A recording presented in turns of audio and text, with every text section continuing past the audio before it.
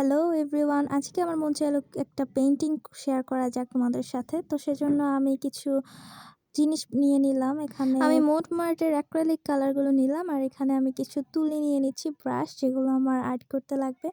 So এখন আমি সেই আর্টটা করব। তো আমি খুলে দেখছিলাম, অনেক দিন ধরে আমি এসব পেইন্টিং নিয়ে বসি না।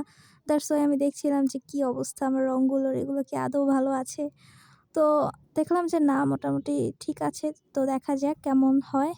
আর এখানে হচ্ছে ব্রাশগুলো। So let's begin. তো এখন আমি হচ্ছে আরও কিছু অ্যাক্রিলিক কালারগুলো নিয়ে নিলাম। এখন আমার এই আর্ট করার যে স্ট্যান্ডটা আছে সেটা অনেকখানি দূরে ছিল, দ্যাটস ওয়াই আমি এটাকে আরেকটু কাছে এনে নিলাম। তো এখন আমি হচ্ছে সেই পেইন্টিংটা নিলাম, যেটার কথাই বলছিলাম যে আনকমপ্লিট। তো এখন আমি এটাতে যেসব ডিটেলসগুলো আছে সেগুলো আমি একটু দিয়ে নিলাম। অ্যান্ড হচ্ছে যেহেতু আকাশটা ছিল ইয়েলো কালার, এটা হচ্ছে একটা সন্ধ্যার সময়ের।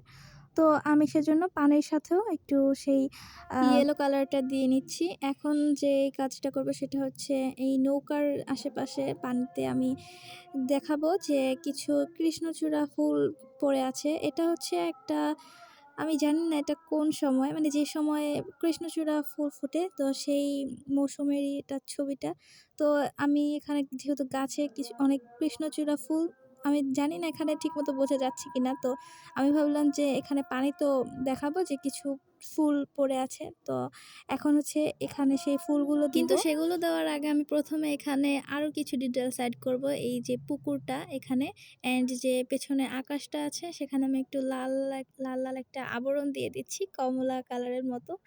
তো এখন আমি সেই জিনিসটা দেব। এখন সেই ফুলগুলো দিতে গেলে আমার কাছে এমন কোনো টুলস নেই যেটা দিয়ে আমি ফুলগুলো প্রপারলি বোঝাবো। তো আমি কি করলাম, একটা পেন্সিলের যে মাথাটা থাকে সেটা দিয়েই আমি এই কাজটা কমপ্লিট করছি। তো পেন্সিলটা এখানে লাল রঙটা লাগিয়ে তারপর হচ্ছে এভাবে আমি পানিতে দিলাম।